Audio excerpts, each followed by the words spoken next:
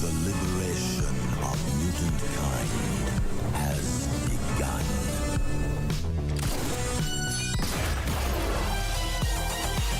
Welcome to the future. Voice is Clown. Not Clown. Joker. Avengers! Assemble. Nobody tampers with the equipment except Tony Stark. Good idea. United, the Avengers are strong. Hawkeye, hands off. Fool!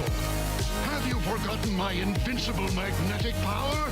Not this time, Magneto. My mutant brain senses danger. Something unseen is slowly spreading its poison, edging tempers. Think carefully before you do this. You filthy criminals. 5, 4, 3, 2, 1. We alive. It's alive. I need to get that. I need to get that Young Frankenstein sound. It's alive from I forget his name, but I need that. What up? It is episode or issue 159. We are so close to 160, literally next weekend. But what up, everybody? We have another live episode of Two Fat Guys Pull List, and yeah, it's an itty bitty one, very itty bitty, but a good week. It was a very good week. It was good. Solid comics. I'm still a bit on the fence when it comes to what my pick of the week is. I think it's just going to be kind of a gut reaction, gut feeling as we go. Yep. I think I know what it is, but we'll see. I have no idea what mine is. Let's talk about the business first, right? First and foremost, we got to talk about our show's sponsor, Collected Comics and Games, here in the DFW area. That is the LCS that me and Nate frequent and follow and go to pick up our comics. They have 3 locations in the DFW area, 1 in Fort Worth, 1 in Keller, and 1 now in Irving. So if you're ever in the DFW area, make sure to hit up Collected Comics and Games. It's an amazing shop where they got all kinds of goodies, comic books, back issues, trade paperbacks, manga, action figures, board games, trading cards, plushies. I'll say it every time, even though it's going to make Nate giggle. They got everything. They got snacks. They got drinks. They got everything, man. Posters, statues, anything you can think of. Well, not anything. I'm not going to say anything, but they've got pretty much everything. Yeah, I don't think they got weed, man. They don't got weed. They don't got. We could go down a rabbit hole what they don't have, but I don't think we want to do that. But anyway, they got dice. They got little mini statues you can paint. I can keep going, guys, but we want to talk about comics. Anyway, that is our first piece of business. The second one is our sub goal giveaway. Now, I don't know if you've looked on our socials. I went a little crazy. I went a little ham on shorts and TikToks and reels. I posted a bunch of stuff. I got the creative itch and posted a bunch of meme videos for Two Fat Guys Pull List. And it seems to be doing, seems like people are jumping on because of it. And we love that. So if you're new here, great. Thanks for being here. But we're trying to hit 1,000 subscribers. We are so close. Currently, number updating it. You said it was 988 at the moment? Or refresh? Yep. 988. 988 subscribers, guys. So we are looking at what? 12 more subs? And we have hit 1,000 subscribers. 12. We need 12, right? Is that math correct? I think my math is correct there. Yes. 12. Correct. So, I throw the gauntlet to you once more. We know what we're giving away. I got 2 here? Yeah, that's right. So, when we hit 1,000 subs, the show itself will be giving away this CBCS grade 9.8, not CGC. Don't got to worry about any of that controversial trash. Amazing Spider-Man #4, Original Sin tie-in, first appearance of Silk. This is a big book. We're giving it away when we hit 1,000 subs. So, if you're not already hit that sub button, ring that bell, and give us a like. Give a like for this stream, guys. Let's get that algorithm up if you're here watching it live or as a past episode. Collected Comics and Games, the store, Ron and Brent will be giving away this Wolverine 300 9.2 CBCS grade, signed by Brian Dunham, also illustrated by Brian Dunham, Wolverine here. We will be giving this away when we hit, or the shop will be giving this away when we hit 1,000 subscribers. And I'm going to do it again, because we're so close. We literally need 12. And Nate, you're going to get really mad again. But if we can do this live, right, there he goes. If we can do that, you know what? I'll go full just Jim for this. There you He's go. upset. If we hit 1,000 subscribers, excuse me, a little tickle on my throat. Yeah, see, even your body knows it doesn't want to say what you're about to say. If we hit 1,000 subs tonight live on the show,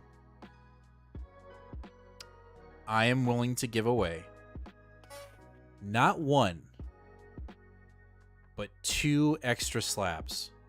Jesus Christ. All right, so that's a total of 4 slabs we will give away tonight. But if we hit 1,000 tonight, the first mystery slab that we'll give away for hitting it live tonight will be this 9.8 CBCS grade Wind #1 signed by the great James Tinian IV. We will give this away live tonight if we hit 1,000 subs tonight. So there's one. Now the second,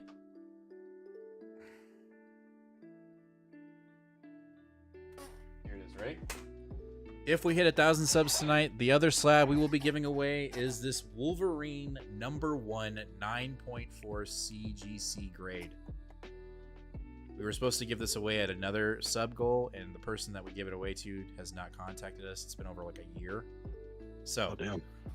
we will give this away with the custom Wolverine label, CGC grade 9.4 Wolverine #1.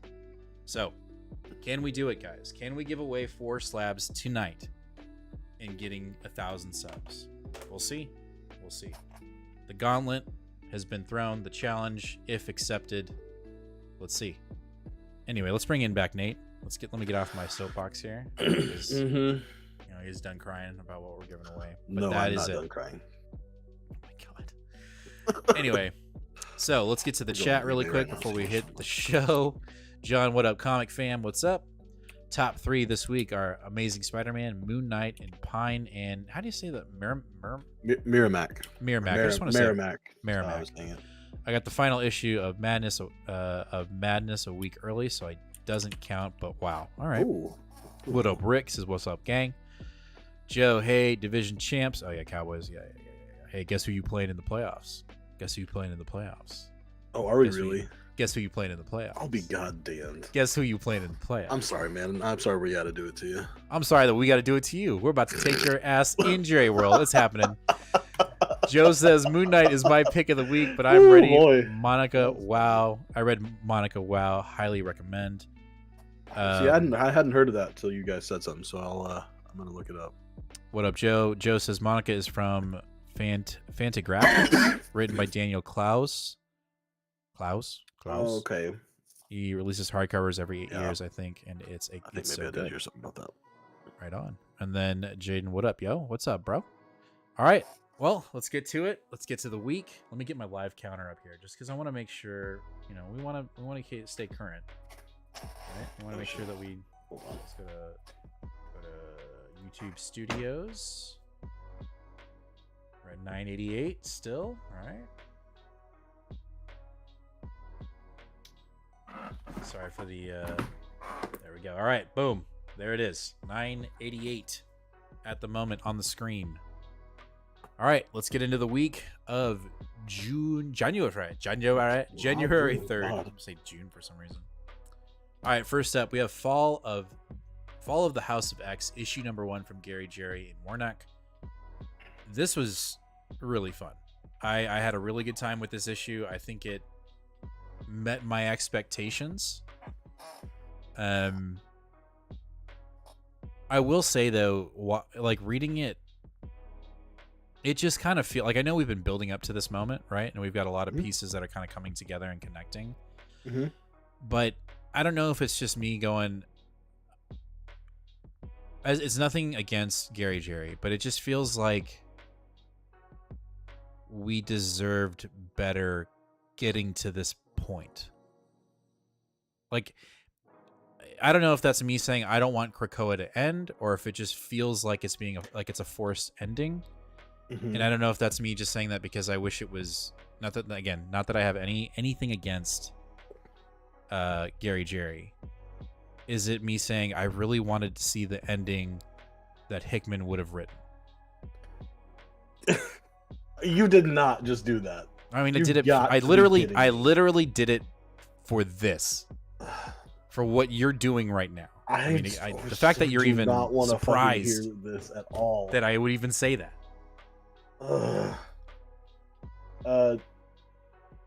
Okay, yeah. Okay. Go ahead. Go ahead. Well, that's my feeling. I loved the book. I liked everything that happened in it. I think all the pieces that were putting together, I think, are going to be really fun. I think the mysteries that we have in the book, I think, are going to be a lot of fun. I watched Comic Book Herald's quick, kind of review and his guess game of what we're going to do and achieve in this book. I don't know if you've watched it, but his big guess, because I think everything seems pretty like, okay, cool, that's where we're going, right? The one mystery we have in the book is, why did Xavier call Magic off the rescue mission of Cyclops? What are they planning to do? They're doing something that's going to change everything, right? And Harold is predicting that Xavier is going to use, not magic, I'm sorry, Rasputin. Yeah, you're good. Xavier is going to use Rasputin to go back in time to the very beginning of Krakoa and essentially turn Moira back into a mutant and then never start the Krakoa era. That would be such a disgusting retcon that I would never touch a mutant book for the rest of my life. Just on purpose. That's what he says he thinks is going to happen. Maybe it's not. What up, Martin? Hey. Martino, sorry, not Martin. Maybe not necessarily retcon that Krakoa never happens, but he basically said that he thinks that they're going to turn Moira back into a mutant, right? So she never gets betrayed, and then there's some kind of finite something that allows them to move forward and reset. Is it that Krakoa doesn't exist, or like, I don't know what he didn't really explain after that. You can't do that though, because Krakoa has been mentioned in too many other pieces of Marvel continuity that you can't undo what. I mean, they can do whatever they want. You know they can. I mean, I would say that you actually can't. You can print it on the page, sure, but I think as a whole, no one would agree to abide by those rules because Krakoa lives in other books. Like, Krakoa isn't just like, mentioned in a line in other books. Right. There are Krakoa storylines in other books that have nothing to do with mutants. Maybe they guest star mutants, but there's no way you can say actually Krakoa never happened when there are probably, when you go to teeny tiny one-word mentions all the way up, there are probably over 100 comics that are not part of the mutant line that mention Krakoa. So what you're saying There's is no way you could do that. Well, when they inevitably do, I just feel like they're going to, though. Like, I feel like after Hickman left, right? After he split, he was like, I don't want to play no more, right? And we can debate all day long if that was a selfish or right thing to do, and we've talked about it before, right? We don't have to go down that rabbit hole. But I just get the sense, in my opinion, that the Marvel editorial office looks at the state of Krakoa, which is their fault, right? There's no one to blame but the editorial for where we are in the state of Krakoa, right? And the decisions and the pathways we got to where we're at right now. Yeah. Holy shit, we're at 991. 991. Yep. I feel like they look at Krakoa as just a pain in the ass, a thorn in their side. And it was like, they almost look at it going like, we've kind of painted ourselves in a corner. They can live forever. They've got an island. They're at peace. Yada, yada, yada. We got to get them back to base, right? And whatever's driving that motivation, and I don't know what it is. We could theorize what it is, right? We're getting ready for them to be in the MCU. We just need to get back to basics on selling comics. On and on and on and on. But the sense I get from reading this book, which again, I enjoyed thoroughly, when I read it, it didn't feel that connected to a lot of the things that we have been doing in the Krakoan era, right?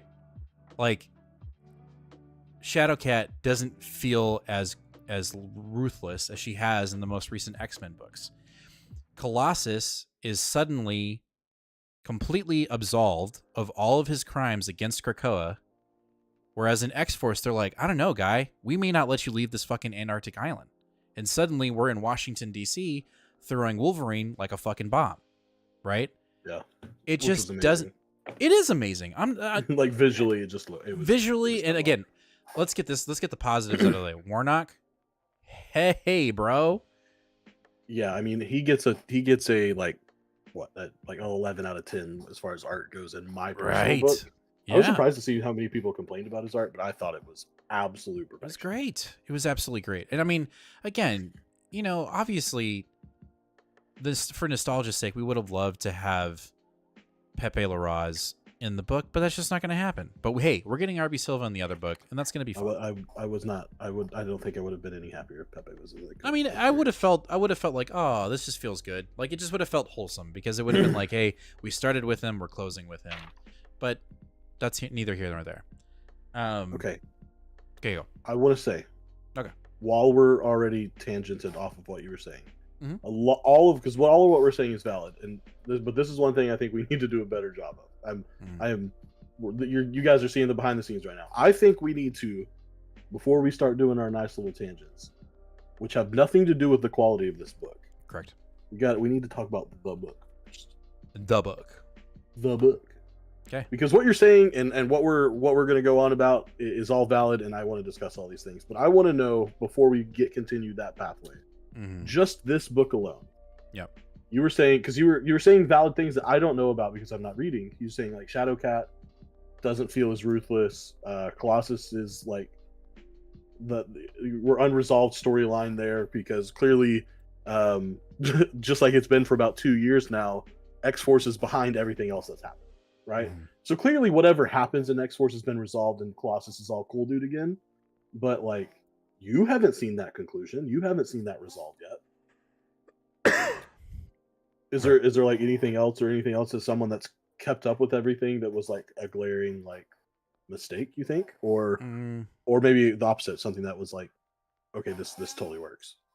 I don't know. I just don't know. Like, it just, like, Polaris as a badass out of nowhere. Has she been built up in the books lately? No. Or is that just like, boom, here she is? Like, she was in X-Men, right? She was in X-Men when she was part of the team. And then when they picked the new team, she's just kind of, you know, she just wasn't there. You know, she just wasn't in the book anymore. And so, like, there are just things like the Brood thing, for instance. Like, me and you both know that has been year one. Yeah. Hickman X-Men. We've been waiting for that forever. And yes, it's a great payoff. Hey, we're finally using the Brood for something, you know. And it's more of, we knew we wanted to see that, but like, the other thing we wanted to see, and we'll never get to see it, is the whole point of Judgment Day and getting Uranos as a 1 hour A-bomb for mutants, and that's gone, right? That whole tool or weapon is gone. It is no longer in play, right? So we don't get to see that. And I think there are other storylines that are just not, they're not going to get. Let's talk about Franklin. Yeah. You know what I mean? Like, well, I think we very littly, but like, or very, very small, but like, I think Dan Slott got hit in the hand enough and told no, and then you have to put him back once he finished the book, right? Right, but by the way, a character we haven't seen in what, a year and a half? Yeah. Ryan North, what the fuck are you doing? Well, and that's the other thing. Like, so I'm not gonna go down that road, but no, but you're right though. Like, that's what I'm saying is like, they're like, it just feels like we have put the pedal to the metal, foot on the gas. We are ending this, and Cage, you said it mostly. I've mostly only read X-Men after this gala. There isn't new X-Men lore yet. If you're invested, and I am, you got to read it all. But this dies this summer. it just feels like we are. I just wouldn't be surprised, Nate, if it ends with them completely retconning Krakoa. Like, it didn't happen. It'll end with Xavier sitting on the bench with Moira and they don't talk to each other. Like it'll be the same scene. It'll be the scene where they sit on the bench and instead of them speaking and starting the loop and starting this idea of Krakoa, she's going to get up and walk away, or he's going to walk away, or they kill Moira off as a mutant and it doesn't reset before she gets her powers. Some shit like that, where it's just Krakoa never happens. Because I feel like I feel like Marvel feels that the mutants are too powerful. They are too much in charge of the Marvel universe, and we are 5 away from hitting 1,000. That's freaking awesome. That's just what I think. I just feel like that. I don't know. I'm not saying it's right. I will say just very quickly, as someone who's been off X-Books since Gala, maybe it was around Gala, maybe around Gala, yeah. A little bit before Gala. I actually had a really fun time with this book. Not only because the art was amazing, but just because like I felt like I didn't need to have read a damn thing for the past year, and I still say, okay, yeah, I understand where we're at. Right. And so I guess I'm ready to see the conclusion. I'm gonna follow along for this big part, even though I think it's gonna be a little bit token-ish. Mm-hmm. But I will say, so Joe asked, what do the X-Men have to do to win me back? Because I jumped off, or I jumped on. Well, so he said I jumped on during the Krakoa era, and I must have known that was a phase because all things go back to status quo. Is there hope? One, no, there's no hope. Just want to make sure I start that there. There's absolutely no hope. So I have read what is the ongoing X-Men. It was X-Men for a while, then it eventually turned into Uncanny when Claremont took it. But I have read the original run, issues 1 through 312. I am not new to mutant comics whatsoever, and the vast majority of that stuff, without some like the gimmicky shit in the 60s, has stayed relatively canon throughout everything. The characters that we were presented during that Claremont run, and I mean it's a 19-year run, so it's a pretty epic run, but the vast majority of that character building and the characters, who they are those same people now 30 years later. Right. And so the reason why I jumped on with Krakoa, and the reason why I was not upset as much as everyone else when Hickman left, is because Hickman said, I kind of wanted to end Krakoa. And everyone else was saying, why would we end this? This can be our new status quo. Let's play here. And I was like, I agree. And I had confidence that they said, listen, as a creative team, Hickman, you started something great and you want to end it too early. We want to keep doing sequels. And now it sucked that they ended up doing like Nightmare on Elm Street style sequels where they were just like running it into the ground and it kept getting shittier and shittier. But I was hoping for like a Scream 5. Like I was hoping for like a just out of nowhere revamp. You bring back some of the original shit from the very beginning. It gets great. And then that just didn't happen. That never happened. And yeah, I mean, that's why I feel like how do I say this? That's why I feel like they're gonna end it. That's why I feel like they're gonna wipe it clean, because they're looking at what they've done, right? You're saying that they just ran it into the ground, sequel after sequel, dumb event. And I don't even say dumb. I'm being too negative. It just didn't. When Hickman left, it just X-Men comics didn't feel that important. Outside of Gary Jerry and even Kieran Gillen, when he first was doing Immortal, we were like, dude, this is, when we got into Sins of Sinister, we were like, this is cool. Like we were going back into this idea of multiple possibilities within the future, having a map, right? When we saw that Destiny map and there were just different versions of realities that just sounded fucking cool. And both of us were like, cannot wait to see that reality at least play out in one issue of X-Men somewhere. Right. And we didn't get it. And it looks like we're not going to get it. It looks like it would appear again like they're like the X office came together and said, damn it, you know, even if this is wrong to say, Hickman was right. We should have ended it when he wanted to end it because we were floundering. And with him, at least it would have ended and we could have just moved on and done whatever we wanted to do. And so that's just that's what it feels like. I don't know what's going on. I can't speak tonight, but that's what it felt like. And that's what it feels like. And again, this is a tangent of an opinion of how I feel the direction of X-Men are going in general. This is not a commentary on how excellent this book was, because it was fun. It was engaging. The artwork was fantastic. The writing flowed. The story flowed. Everything was awesome. When I saw Rasputin floating over the courthouse, I'm like, yes, give me more, right? And then, you know, we get Xavier saying enough, and like he's clearly about to do something very massive and detrimental to Krakoa and the era. By the way, has he done a single thing besides scream at himself on Krakoa since the gala? Well, he's been screaming at himself, and he's been making invaders either like realize that there's no one there on the island when there is, or making fake monsters and making them pee their pants. Like that's what he's been doing. So nothing. Got it. Nothing. Yeah. So there's that, and I think he's just gonna, you know, if there's any consequence, I think it's that Xavier will drive himself crazy in doing what he's about to do and wiping the idea of Krakoa off the map. I think this is going to be the final straw for him as a character, where I don't think we're going to see Xavier for a very long time. I do believe that. I think the idea of Xavier having to completely wipe clean his creation, which in all purpose, right? Like he truly believed he won, right? And when we were reading it, we were like, yo, the mutants won. They have figured it out. They are this superpower. The status quo for mutants has never been higher.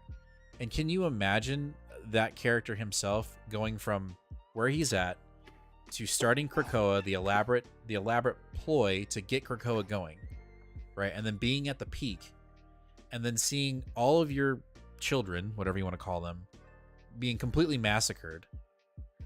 I would expect him to lose his shit. So I think if he does end up wiping Krakoa off the board as a concept, I don't think we're going to see Xavier for a very long time in X-Men books. I think he's either going to out of existence. Oh, okay. Look, What, you go. ahead. No, keep going. Or he's just going to go into a very deep dark hole. To append what I was saying earlier with Joe, he was asking me what do they have to do. Okay. What you just said, so I don't have to see that piece of shit anymore, and take Cyclops with you, and that's how you get me back. And Cyclops, you take those two characters away, listen, I'll read every single X book. Can it just be Xavier? Can you not just... My favorite thing about this book was seeing Cyclops with a noose around his neck. Oh God. No, it's got to be both. We're not going to hit 1,000 if you keep talking like that. Okay. Cyclops is the biggest, crappiest character that Marvel's ever created. I actually don't believe that, but no, you don't. You're just saying that to say that. I don't, and I don't want to ramble about mutants anymore, but I do want to ramble about something that in our mutant talk has been brought up by two different people, and that is how much is the MCU affecting all of this shit? And yeah, I just want to say two things. And these are not. Oh, we attacks. can't gripe These are about not, that. Just before you go on, before you explode, we can't gripe about it. Like you have no idea what I'm going to say. Okay, I'm just saying. I just want to make sure. There are two things I want to say, and again, these are not attacks. These are just my personal thoughts. Okay. Rick, get out of here. This idea that Marvel Studios is in a tailspin and everything is crashing and everything's going, and they're just like, oh my god, is categorically false. You don't have 3 of the 10 highest grossing films of the year and 4 of the top 15 highest watched TV shows on streaming in a single year and have a bad year. Like we're not talking about like opinions on the quality or anything. These are like categorical statistical facts. They have not had a bad year. They're not in a tailspin. The shit with that King actor is not a big deal. Twitter is a microcosm. So I just want to say that like, I don't think that that's an issue. And I think the twiddling of thumbs and wrenching of wrists and hands about how the MCU is affecting comic storylines is about as useless of a thing as you could possibly do with comics, because at the end of the day, you'll never actually know, and anything you could ever guess will never be true. And so I personally, when it comes to evaluating what's going on in comics, while you can try to make deductions the best you can about, well, because it does seem very obvious. Oh shit, we're about to launch mutants into the MCU. We better just get them back to zero in the comics. And I just that line of thinking just doesn't do you any good, because you just don't know, and you'll never know. And so I personally, because we were asked, because Joe said specifically, how much can we blame the MCU being in the new lore? And 0%. I don't care. I personally do not blame it at all, and I'm not worried about it, and I don't even think about it, because I think I'm just trying to enjoy comics and stories, right? Like I don't have enough brain power to sit there and worry about all that. And I would encourage you to do so as well, or the categorical general you, not someone specific. Would you read a Would you read a Scott Snyder X-Men book? Yeah, that would be dope. So we just found out pretty recently that Greg Capullo is going to be on the new Wolverine book, and that made me go, Who's now if writing they it? somehow went real silly willy and said Scott Snyder's writing it, yeah, I'm picking that book up. There's no doubt. Yeah, I'm picking that book up right now. All right. What would you read? Artwork, Juan Cabal. Mm-hmm. Writer, Al Ewing. Mm-hmm. Yep. The book. Okay, so this is Guardians of the Galaxy. The book is Uh-huh. Cyclops. No, not Holy like, shit. No hesitations, no. Okay. Cyclops book. Philip Kennedy Johnson. Wait, did you just say Cyclops book? As the Cyclops start? book. No, the answer's no. Cyclops book. Philip Kennedy Johnson. There's one answer that can get me. There's only one. There's only one artist that you can say that would say yes. Fuck, who is it? Shit, now I gotta think. I don't know. I can't. If it's Ricardo Federici, the guy that did Last Gods with him. If it's Federici and Philip Kennedy Johnson, I'm reading anything. There's nothing in the world that you could say that I would say no to. I'm loving that people in chat have enjoyed Marvel Meow. You couldn't throw that at me and get me. You couldn't buy me 10 copies and get me that. If it was Philip Kennedy Johnson and Federici, I would be no problem. Okay. Like it could be all of my most hated characters written as the most important people of all of the Marvel universe, and I would still read it. Who does the artwork for Department of Truth? Yeah, now you asked me. Martin Simmons. Martin Simmons, Tinian Cyclops book. Yeah. Okay. Yeah, I might read that too. That's what I thought. Yeah. There's more than one. There's not It one. exists. It exists. It does Those exist. are my favorite. Yeah. See, John was right there. Yeah. Well, you said Tinian, and then I was like, all right, who's that I artist? don't want to talk about music anymore. If you have something else to say, go for it. But I don't want to talk about music. I love this cover, and I am looking forward to cover. seeing how it ends. I am right there with Nate. Like, I'm looking forward to see how it ends, and continuing Al Ewing's X-Men Red Book when we do the Resurrection of Magneto and all that fun stuff. So also, on the off chance, because we've gotten some new followers recently, this is your first or second show.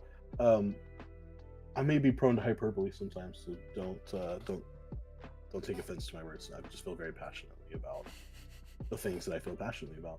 it's okay. That's what we're Like Cyclops.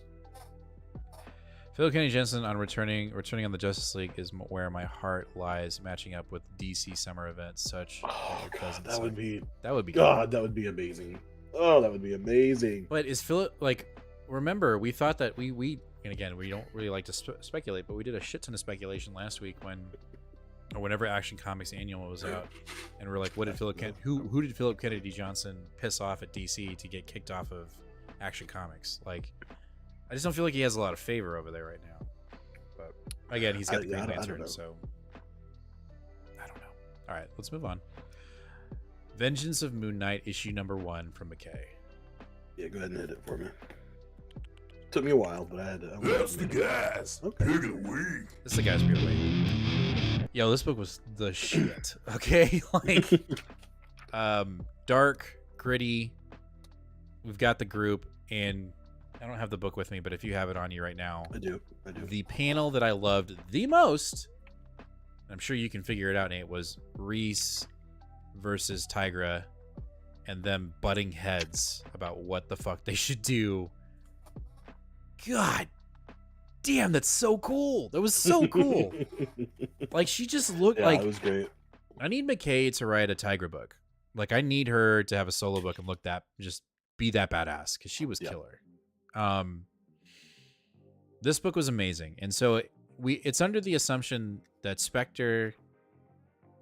The Mark is dead, but he's not, and he's been resurrected into this, like, anti-Moon Knight, into this... Spawn-esque Moon Knight. At least that's the idea. Maybe we have a fourth personality. I don't know. Maybe I will tell you exactly what's happening. Okay, go ahead.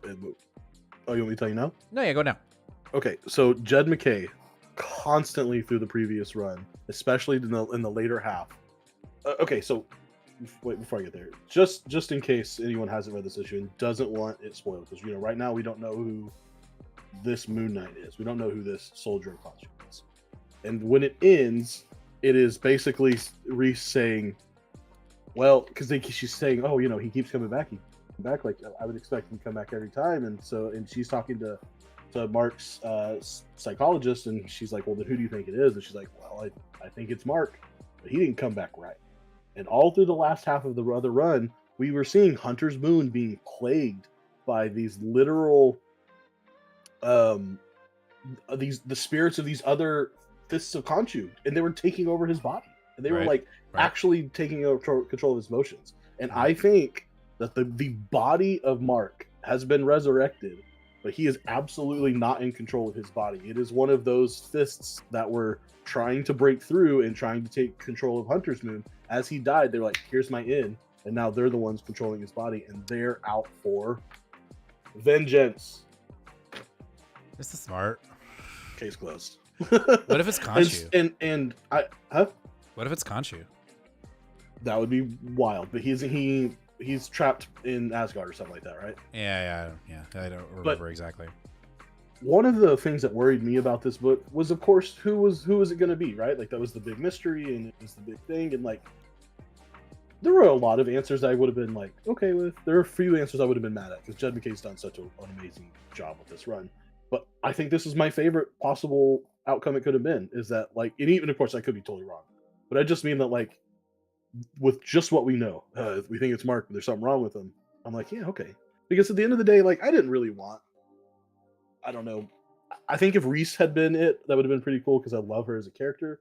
I don't know that it would have made sense for her as a character, especially because she's undead and you need to die and be resurrected by Khonshu. But anyway, I think this, I don't know, I think this is the best outcome. Or at least this has made me the happiest. Joe's got a good point here. So I love this, but it shouldn't be a new number one. I think Zodiac is the fake Moon Knight. Remember, Zodiac made a deal with the Midnight Mansion. I think this is it. I can see Zodiac being the fake Moon Knight, and the team has to break Khonshu out of jail to bring Mark back to fight the fake Moon Knight. Now that looks. I wouldn't be upset with that. I think that's a really good idea too. Yeah, I would not be upset with that. I also love that, like, do it. Oh yeah, that would be yeah, for sure. Yes, want it. I would literally punch babies in the face if we could get a Jed McKay Tigra ongoing and a Christopher Cantwell. You can't just be saying stuff like that, okay? Like, oh, I'd be full on like, here's your baby. No, just say puppies. Right here. Like, can we say puppies instead of? No, I'm talking about human children. No, stop it. Okay, let's move on. Jesus Christ, dude. I'm not gonna kill him. I'm just gonna make him go. Cut it out. Also, the thing that I like about the previous book, and the thing that, like, Jed really struck home with, was this is a family book. This is a group book. This is a found family situation. And rated E for everyone. That's what when you said family book, like, it made me totally. Yeah, we're not going to show you the kids getting hit in the throat. You're just going to know what's happening. Stop. Jed does a really wonderful job of highlighting each member here. Like, I feel like in this comic, each, Reese and Tigra and Hunter's Moon and Soldier and 8-Ball, they all got their little moment. Like, obviously Reese was the factor, which should have been clear by the title of this issue being Reese, but, like, everyone still got their moment. and I thought that was really, really good. And of course, Capuccio's art is absolute perfection for this book. He should do Moon Knight for the next 30 years. I agree. Because and I love when his run the first run ended. He was he wrote in the back like, I feel like I got this book on mistake, but then I just ran with it, and he is running with it. Like, he is killing it, man. This book is amazing. Also, I want to do some clarification. If we hit 1,000 tonight, we're gonna give away all these. We're gonna give away all these. We will give all these away, but I would like to give everyone a chance to actually be here for it. So should we say, if we hit 1,000 tonight, next week we're giving all 4 away? Should we say that? No, isn't the whole thing always been like the 2 books were only for tonight, so they should be given away. Okay, all right. I'm just trying to because there might be some people that are subbing that aren't staying to watch the live show. Just like, well, so for instance, so like when we've given away previous milestone books, we've always given it away on the next episode, next show. Oh, so like, so we should do that. We should give that one away on the next one, and give everybody. So what a you're chance saying to be is, there. so the two that I put out tonight that are to get us to 1,000 tonight should go out tonight. Exactly, and Okay, then Silk and the other one should be next week. We do a big thing. If we hit Say, 1,000, hey, we only need one, but does our counts match? See, mine says 998. mine says 9.99. But I'm on a live, like on analytics. Oh, then yours is probably more accurate. Anyway, how tall is Anyway, Tigra? what else you She's got the same about- size as She-Hulk, or Reese is tiny. I don't think she's the same height as She-Hulk. That's a good question. I don't know. I'm curious to look at that panel again. We're gonna keep. If You're anything, right. we're gonna. Tigra does look like She's towers towering over Reese. Yeah. over Reese. Reese is also like 19, so like let's just assume Reese is pretty darn small. Just short. Yeah. I don't think she's like a 6'3" or however tall she But is. I feel like we'd have to go back and look at some of those issues where like Mark goes to Tiger's house, and maybe we'd get a little more perspective there. Yeah. I kind of want to just leave this here, but we got to talk about the next book. But I want to get it live. I want to get the video live when it click, click, click, click, click, and it changes. You're gonna do that, and we're gonna be like, "Yay, we hit it!" And it's gonna go back down. Well, that's okay. Let's just talk about some stuff here before. This is our half question because we're gonna jump into DC here. You fully grown at 19, lol. So today I went like a little ham on shorts. I was just like, you know what? I'm in a creative mood. Made a bunch of memes that I think are fairly representative of some of the stuff that we talk about here on the show, whether it's me just being pissed off about DC canon, or Nate asking me if I read the backstory, or if Did you read the backup? Actually kind of did. So Thank God. Well, it fit because like I looked at it and I was like, oh, Most this of them is like, fit, and then you don't know because you don't read them. No, don't. You can't know if something fits until you read it. No, you're this nonsense. Anyway, and then like next week, I'm like super excited for our books next week because like we get a She-Hulk book like raw meow, like. Yeah, I also have like 15 books next week. You have 15 books? I think I only have like 5. There's so many books next week. Well, we'll talk about it on Tuesday, but there's one, I think January 24th. Yeah, January 24th. I have 2 books. Bro, it's because you hate independent comics. No, because you're reading all the, cut my face off and multiple eyeballs and crazy crazy, dude, no. killer Christmas Santas, and like I just can't do that shit. I can do silver coin. Like I can do. Damn. Why do I sound southern? I can do southern coin. Next week's show is gonna be so long. Y'all strap in. You mean I'll it's try gonna to be I'll try to buffer Nate's it a little corner? bit. Like it's just gonna be Nate's corner. What do you got? Never mind. No. We gotta wait. No. How many independents do you have next week? Let's see. Well, in some of these, I don't know if I'm actually gonna put on the show. 1, 2, 3. And one of them's Transformers. You have that too. Then how do you have so many books? I only have 5. I need. It's because of it. Because you got some. I didn't silly realize it's willy because some of Gang War and Beast yeah, Wars stuff. So all right. I really don't want to get off this page. If we hit 1,000, I want to get the number moving. okay, then move on.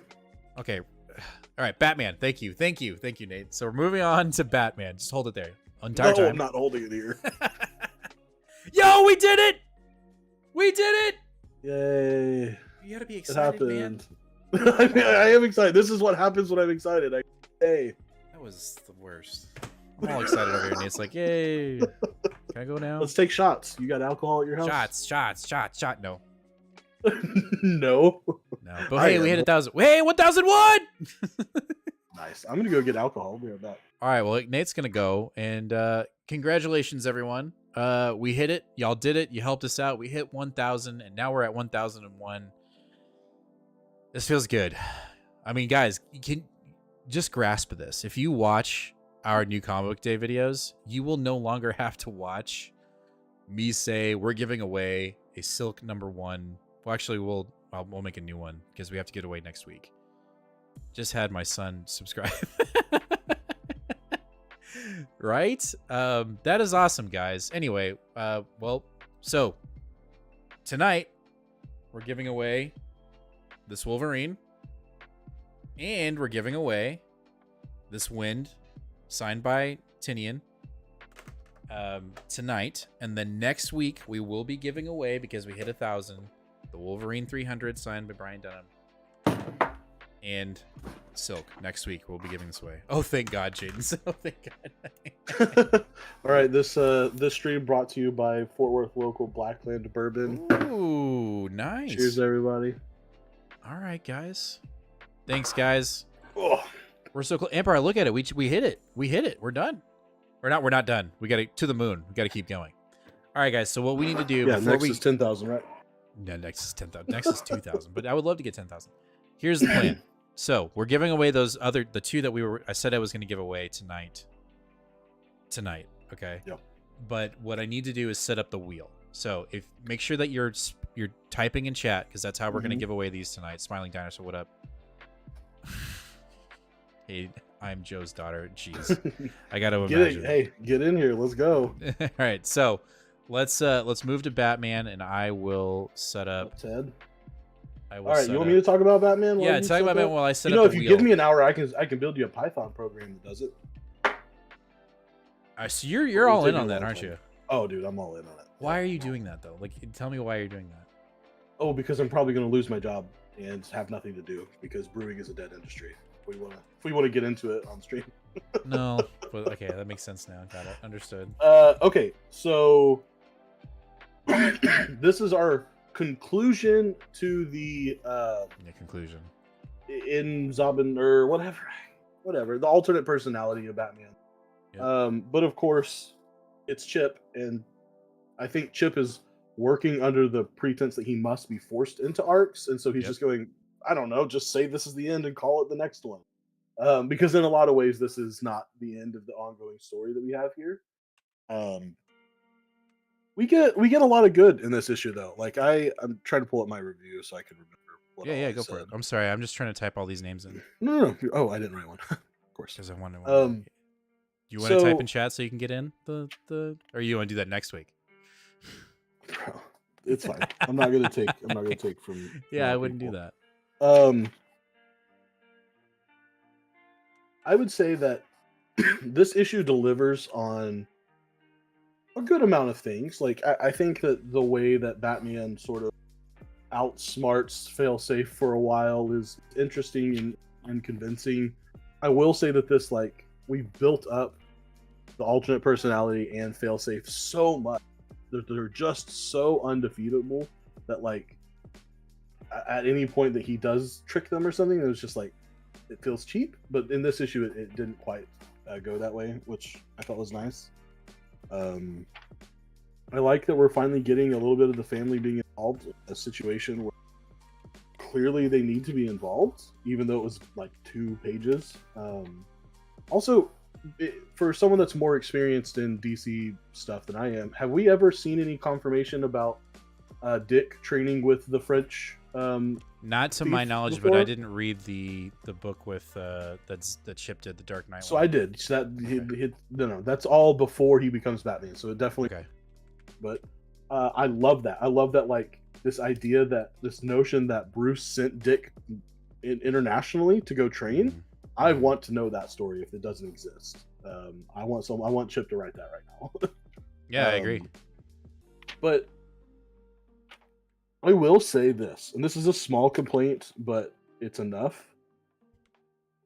I feel like this should have been like our previous 10 issues with Batman and printed on the more thicker or like the matte paper, not this like glossy stuff.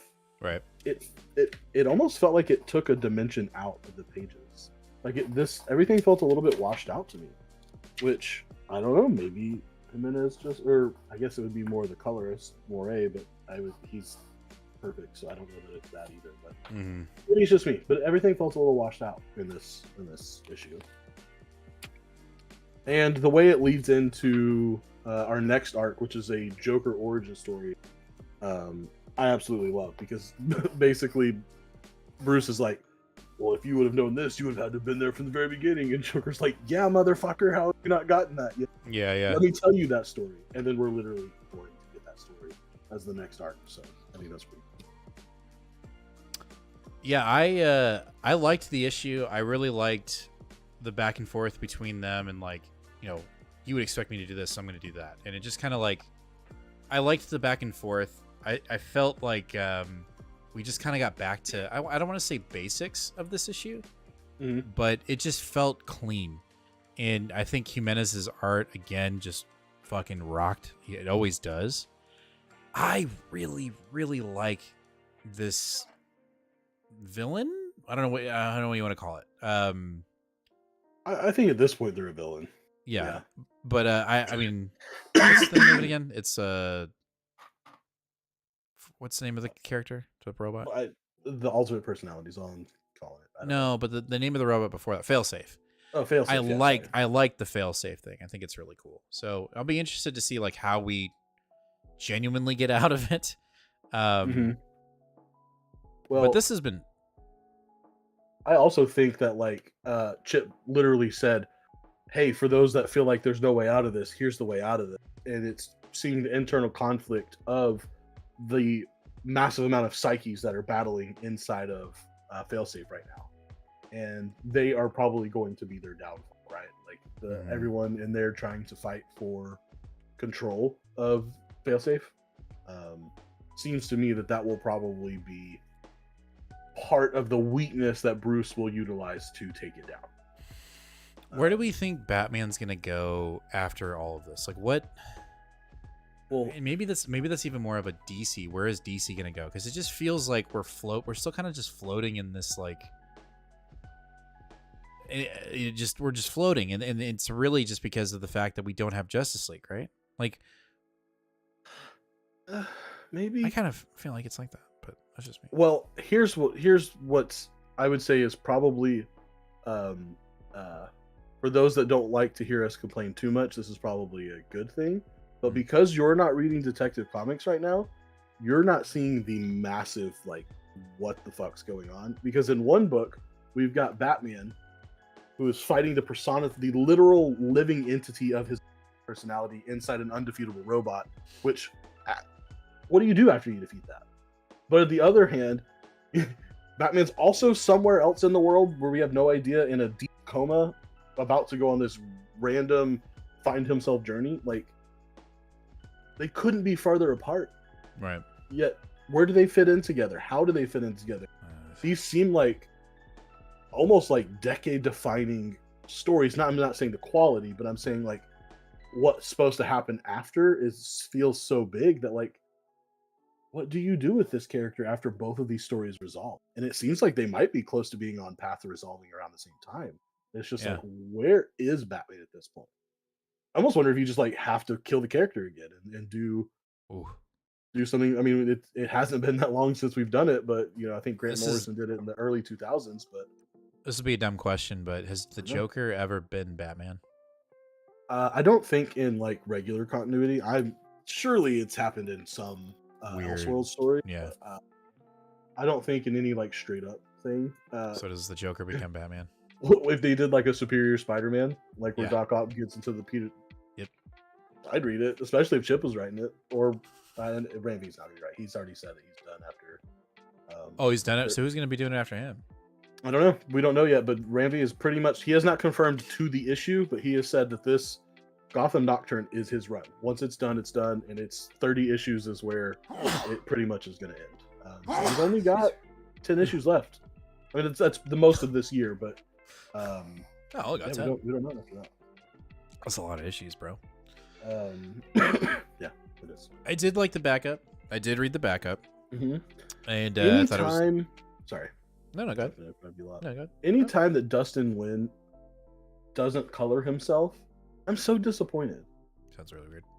Yeah, I know. But his lines are good. His lines are fun. I enjoy them, but they don't. Every colorist washes him out and it feels so bland. Like when you look at when you look at Robin and Batman, this is the same artist as Robin and Batman. You remember that Jeff Lemire book? Mm-hmm. Where the art was just like this. It almost was like this watercolor, like sketchy watercolor. Yeah. This is the same artist. It's the same penciler as that book. Yeah. But different colorist. In the Robin and Batman, he was himself, and someone else. Yeah. It bums me out every time because he's like such a great tool for DC to have in their back pocket, and every time they bring him out, he's underused. Do somebody else, yeah.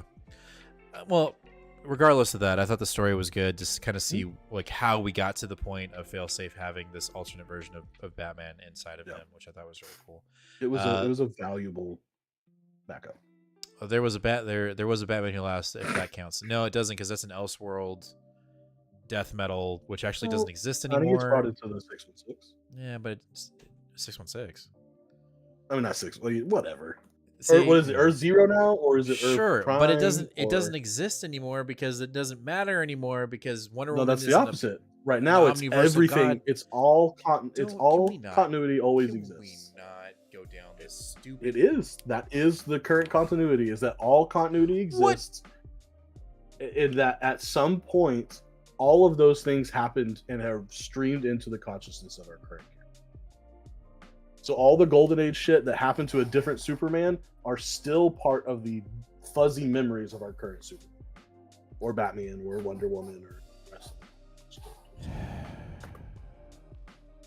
them. They're tinkling around back there. Stop it. And if a writer wants to bring up something that happened in the Golden Age, all they need is a trigger to make those memories appear, and then it exists as normal continuity.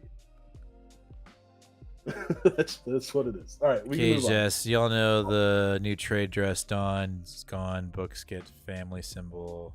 BOP is bat book. Fire and Ice is super book. Look, I actually did not notice that.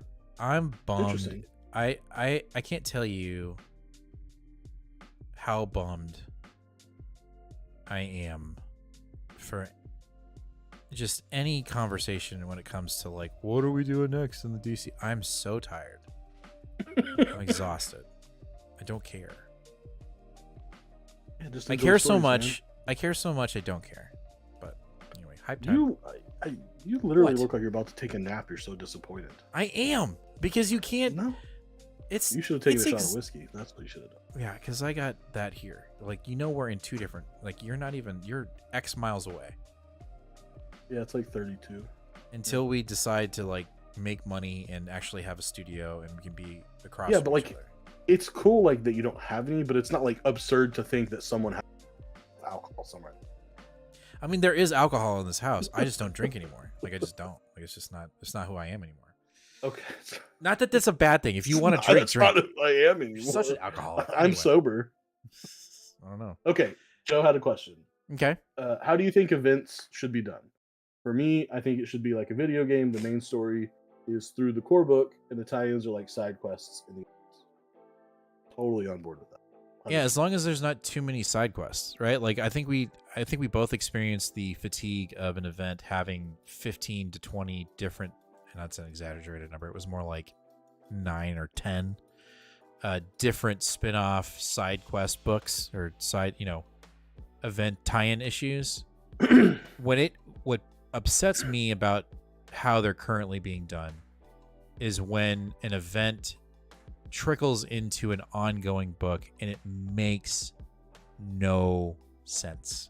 Like, it just doesn't feel at all cohesive to the story that you're telling. And I understand, like, I get it, like, hey, we're gonna put a new artist on this tie-in because, you know, it's not technically the main story. Like, then just have a 1, 2, 3 side story with this, and don't break into. And I get it. The reason why they're doing it is because they want whoever's reading that book to say, "Oh, well, it's happening here. I need to go read the main title and all the other tie-ins to get, you know, caught up and buy more book." It don't work. It doesn't work. It doesn't work. It just pisses readers off. God, we sound so grumpy. I don't see. I'm about to go the totally opposite way. I sound grumpy. You do sound grumpy. You got to stop being grumpy. No, all grumpiness has to be. All right, well then get your ass over here with that shot. Like, yeah, 40 minutes and I'll be there. No, but I actually disagree a little bit on the amount of tie-ins. I think because it's Empire was our test run. We were just getting into weekly release comics, and we were really excited. We were really into it. It was COVID. We wanted to just devour everything we can. Empire was by creators we liked or had heard good things about. We loved the space shit, so we wanted to just devour it. And I think that if anything, the practice that Marvel and DC do of making you feel like you have to pick all of those up, I feel like they should probably say, hey, be more clear about what's going on. Hey, these are the core things, but you don't need to read any of the extras. If you like these characters, if you like the sound of the previews, then go for it, but you don't need to read them. Having a statement by the company itself. But I'm totally okay if there's 30 tie-ins to a 5-issue run, because it gives people more opportunity to see the characters they want to see be involved, as long as those tie-ins are not into current ongoings. Interrupting a current ongoing for a tie-in is rude as fuck and absolutely a money grab. There's no way around it. If it makes sense and it fits the core storyline, I wouldn't be as upset. And what I mean by it fits the core storyline, I mean it doesn't fit the core of the event. I mean it fits the core of that ongoing book. If there was a space fight Avengers book, and each issue of the ongoing of any current Avengers member, and it makes sense to be tied in there, then I could see that being okay. But if Captain Marvel has a book where she's a million light years away, and then all of a sudden issue 18 is her back on Earth in this tie-in, and then issue 19 is her back out in space again, that's some fucked up shit. But I really enjoy we will go into it more later if we want to, but right now Gang War is going on. The main run on Gang War is not good. It is not very good. The ASM book is not great. The tie-ins are a lot of fun. Is it not good because of the writing, or is it not good because of the art? Everything. There's not anything really redeeming about the run. It's all any feelings that you have about the current Zeb Wells Jr. feelings are going to be the same. But the tie-ins are great. The Shang-Chi tie-in, I loved. If you have been following Shang-Chi like you and I have in the past couple of years, this book fits into the Shang story perfectly, completely seamlessly.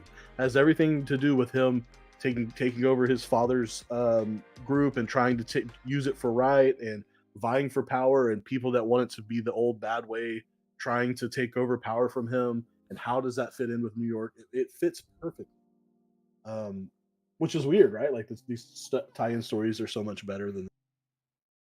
I like having the opportunity to see about what little characters that I don't get. Right now, we're getting to see Elektra do some shit in Gang Wars, and that book is good. I like it. It's fun. I want to see what she's up to.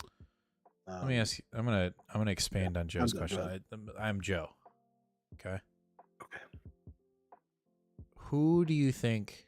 Who would you like, and who deserves the next big Marvel event? Creative team? Character. Or character? Yeah. Who deserves it? Well, basically, it's two questions. Who deserves it, and who do you want to see have the next big, massive Marvel event? Well, I feel like in some level, I would say Moon Knight deserves it because his book has been so good for so long. But I don't want that, because I don't want it to be muddied down by an event. I'd rather him be doing his thing and chilling over there. I don't want him muddied by an event. I would enjoy to see a revival of the Guardians of the Galaxy. It has been not good since Ewing left the book. And I feel like using an event to blow that book up and get it going again would be really fun. And I think you have a lot of creatives that haven't touched Guardians yet that could do really well in it. I think Alyssa Long would be a very good writer for a ongoing Guardians book that starts an event. That would be awesome. All right. I haven't seen them do an event yet, or really even be involved in one. So that's not true. They have been extensively involved in Star Wars crossovers, but I haven't read those, so I don't know how well they are written. But I would assume great. All right. Okay. All right. That's just off the top of my head, though. You tell me yours. Where'd you go? Are you I drinking? had to stand up no, I had to stand up, and I didn't want anyone to see my booty crack. Your booty crack? Okay. My booty crack. Well, let me get to because I want to see your reaction. So let me get to chat here.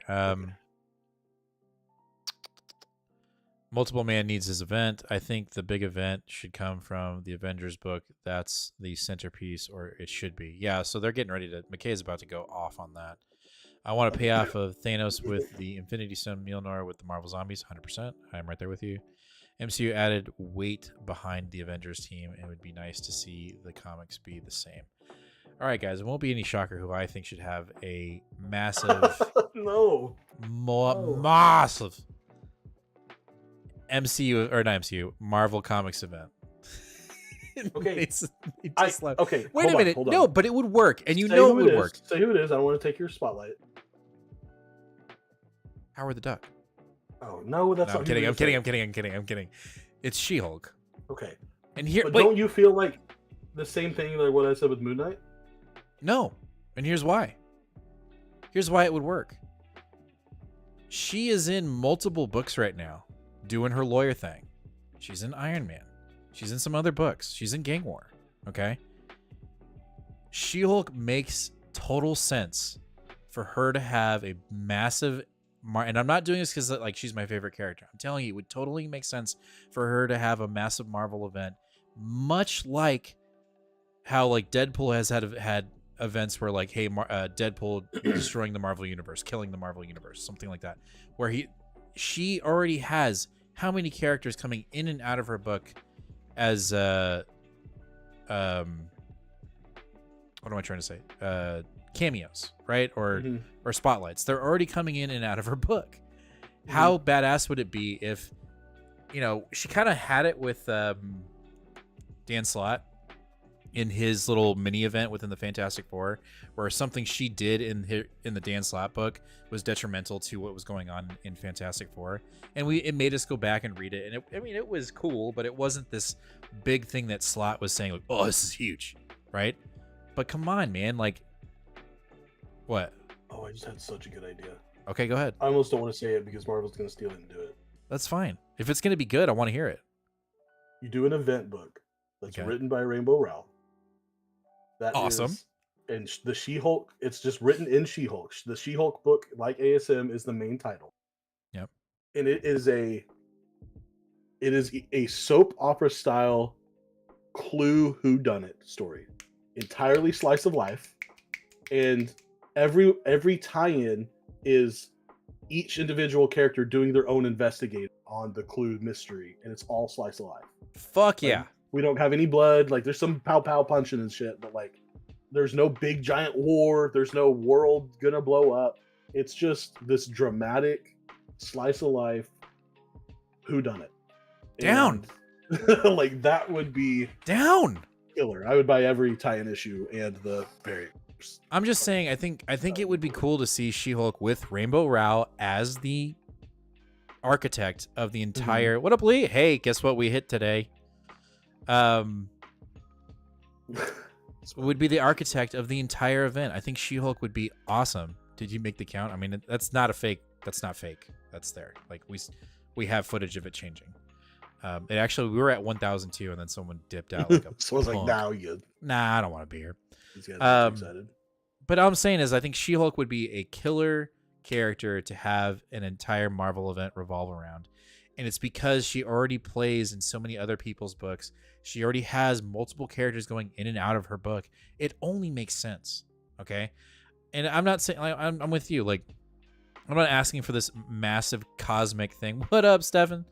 I need to get both you guys in the count real quick. But I just think it would be cool to see her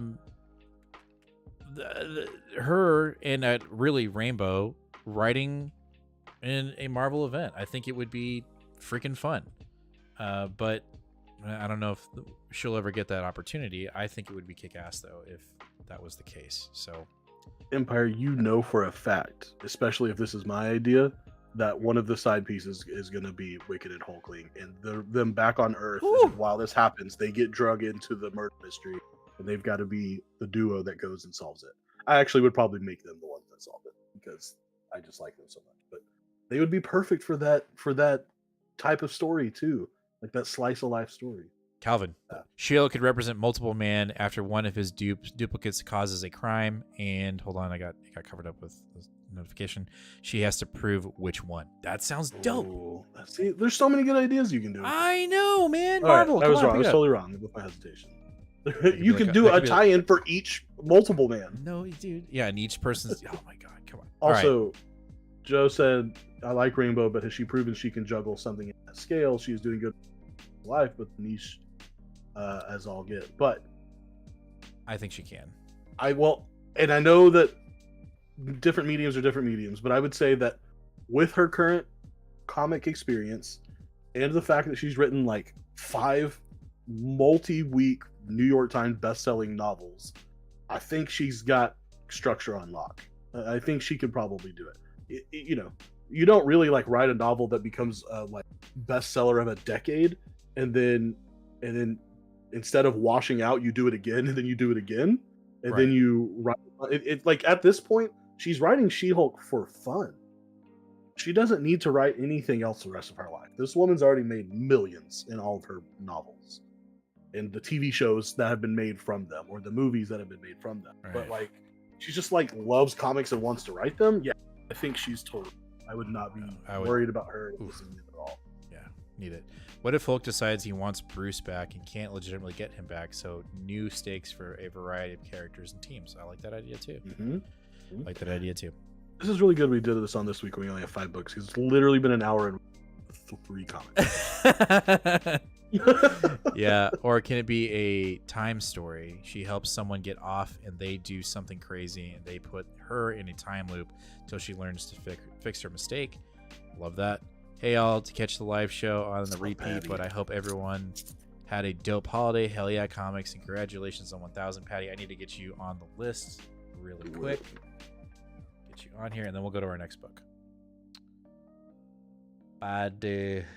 Eleanor and Park is probably her most popular one, I believe.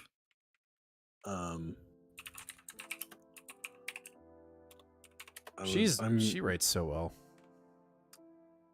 I'm just curious now too. Yeah, that's probably her most popular. Well, Patty, you're on the live, so you'll see it at the end. If you win, then we know what to do. We've sent you something before, so if you win. What's really, really a big bummer too is that I think Rainbow Rowell's new book that's coming out is on a press that's being banned right now, because one of their editors came out and said like the N-word and every slur for a Jewish person you could possibly say. And so now the whole imprint is being boycotted, which it clearly should, because they've literally said, nah, it's fine. Like they're like, we're not going to do anything about that. And so now I think her book's going to get hurt. I don't like that. I don't either. Sorry, I didn't mean to bring it down. Jeez, we just hit 1,000. You're over here like. I know. Let's talk about Birds of Prey. How much of a bop this book is. How have I not made that joke yet? This book is such a bop. I just want to skip it now because I just didn't like that joke. God. Oh man, I'm so proud of that. No, I know. It's like it's so dad joke. Anyway, Birds of Prey issue number 5. Yeah, you were sitting in an inflatable dinosaur today. Like I was. It was pretty cool actually. The minute I'm you surprised told me the little that, box fan was able to do that. I was like, what the fuck? It's got a little tunnel and like adhesive that you like put on a box fan and it just goes down. What do you think about the art change here? Do you like it? Okay.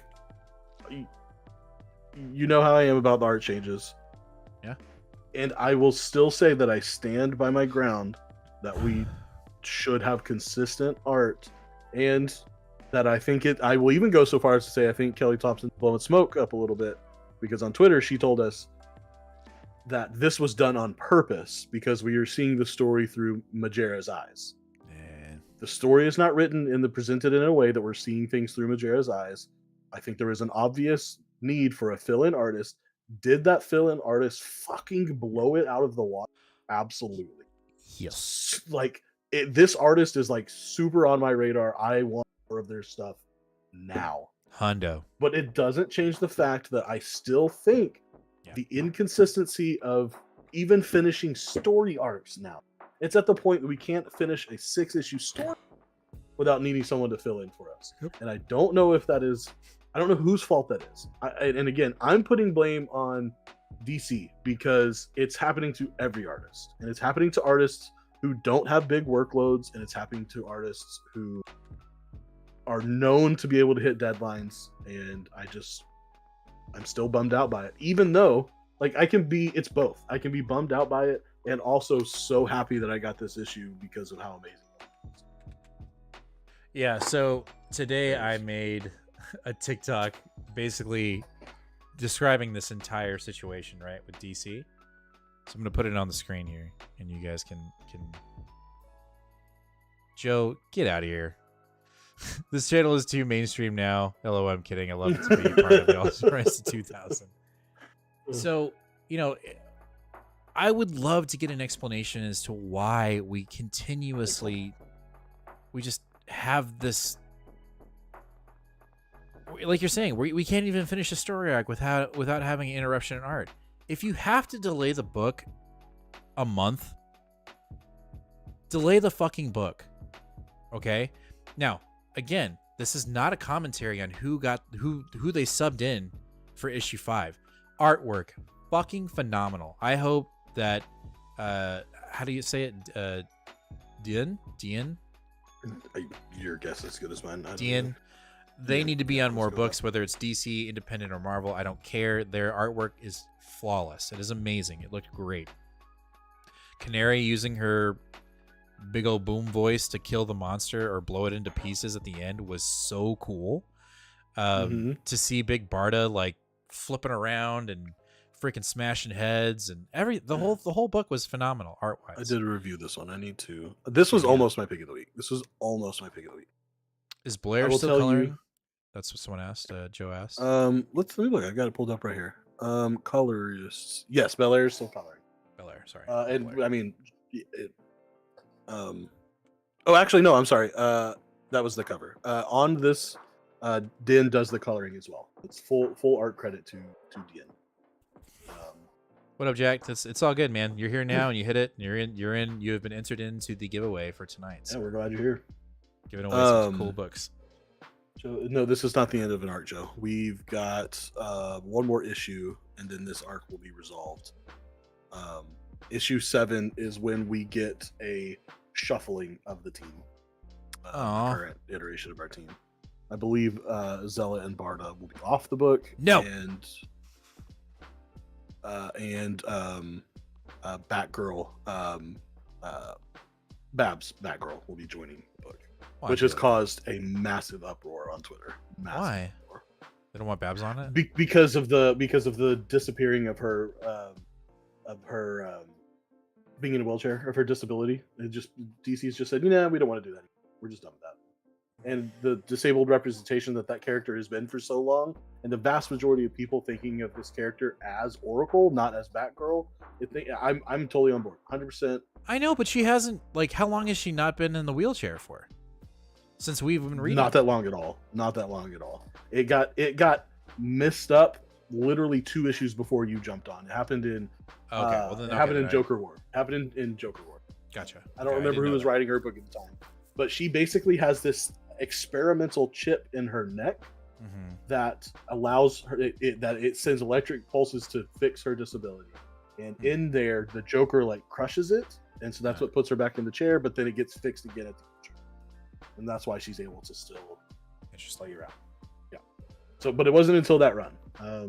Didn't know that. However, I do feel like I was the reason why this book wasn't my pick of the week. It almost was, but I have a couple of and again, they're just tiny. They're just tiny. Interesting. I felt very weird about Majera's voice. Like she There sounded were like moments. There were moments. a disgruntled 15-year-old teen just being like, "Well, let me tell you how it's gonna be. This is how it is. I'm sorry you got confused, but this is how it is." and again, small critique because that is kind of irritating to me, but it could be what Thompson's going for, and we'll understand it more next issue. Maybe this really is a teenager, and that's why she talks that way. But there was when she starts off the book, she sounds like a mystic monster, and then out of nowhere, she's saying she says I think 5 times. Yeah, she only has a certain amount of lines. There are multiple times where you're like, wait, what? It jumped in and out of it. So that was inconsistent. And the other inconsistency that I didn't understand, at one point, Zealot, there is a literal panel of her slicing a human vertically in half. And 2 panels later, we see her in a pool of blood with a pile of corpses next to her. Okay? 2 panels after that, she yells at Harley Quinn saying, "Those bombs are non-lethal, right?" What? I understand that they're fighting the Amazons and the Amazons are gone. She says that but they're still fighting the Amazons when she says, "Those better be bombs." And I'm just like, did I miss something here? Or did Thompson forget that they can be lethal bombs and it's okay? I found that to be very jarring storyline.